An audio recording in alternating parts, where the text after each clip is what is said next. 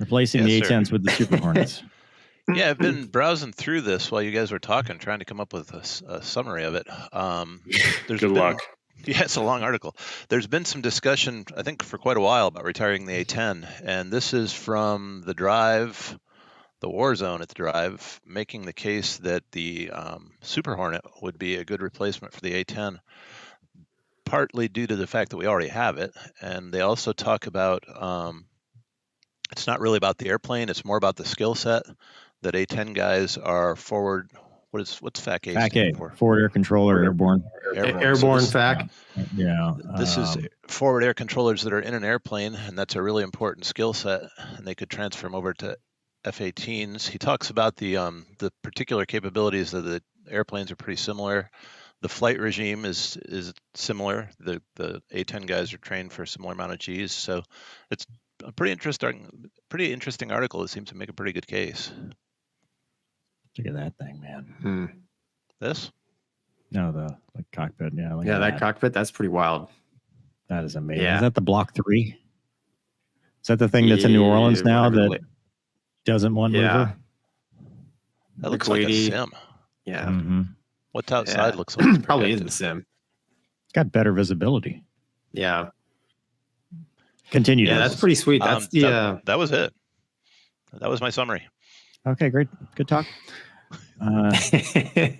Gonky, terrible idea. Terrible idea. What? Come on. Dude, Can I summarize this whole article? Go ahead. Let me summarize this article. It's going to cut the whole podcast short, though, because we won't have to talk about this for 25 minutes. The author is clearly married or dating to somebody who's a Super Hornet wizzo, and he wants to keep them employed. He's an A-10 patch wearer. This guy was an A-10 wick guy. Gonky knows what I'm talking about. He's like, I want to keep my husband or wife employed. We need to bring Super Hornets over here in the Foxtrot model to do FAC-A. Has to. It's the only way that we're going to survive as a fighting force in a country. Do it. I say block 7. There's some validity. Let's keep it single seat. No, here's the problem. Neither the Viper or the Hornet can replace the A-10. They're just too fast. No. And they don't have the loiter time. They don't have the weapons. Right. They don't have the visibility. Yes. They don't have, and they don't have, and they don't have, and they don't have. Like, it's not like it's the Hornet and the Super Hornet by design are a jack of all trades, master of none. And that is not what you need in an A-10 platform. Nope. I don't know why you're yelling at me today. This is making me sad. And then, plus, who will give us a hard time about having a tiny gun if the A-10's not here, right? It's A-10's going away no matter what. Well, then I think the military should probably think of a replacement. Right. Bingo, dude. Don't replace the A-10 with a Hornet or a Viper because it can't do the job. Well, here's the next question. I mean, do you still need the job? We don't know. That's the thing. We don't know. I'm assuming so. I mean, we needed the job in, non-traditional ISR and the COIN counterinsurgency operations and low intensity conflict, but for the Ukraine, Taiwan battlefields of the world, heavily contested, degraded, denied environments, will it survive? Not initially. Yes. Dude, but that's just it. It will, because everybody thinks day one is going to be day 300, 400. It doesn't end up that way. And you can't, at some point, there's going to be airspace where you can be safe in a non-freaking gazillion-dollar stealth airplane and still do the job. I mean, in Iraq, right, 91, that was some of the most heavily defended airspace in the world. And the A-10, once other specialized weapons did their job, the A-10, a specialized weapon, was allowed to go in there and just lay waste to the Iraqi military. And that's the point, man. How many jack of all trades do we have? F-35, Viper, Hornet, Strike Eagle. I mean, dude, it's like WOMBAT said, it's literally a jack of all trades. That air crew, and if the Air Force gets a Super Hornet, it's not going to be This is the A-10 mission only. It's like, oh, it's got an AMRAAM. Oh, it's got all these other toys. Oh, look what it can do. Looky. No, dude. Like, the focus needs to be supporting the boots on.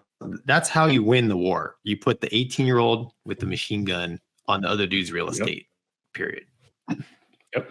The Super Hornet would have been, dude. The Super Hornet, like 1,000%, the Marine Corps should never have bought the F-35, and they should absolutely have bought Super Hornet.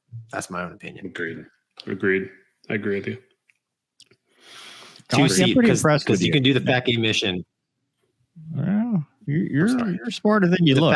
FAC-A mission and the 2-seater, dude. Like I did FAC-A stuff with the Marines. I mean, they love that stuff, dude.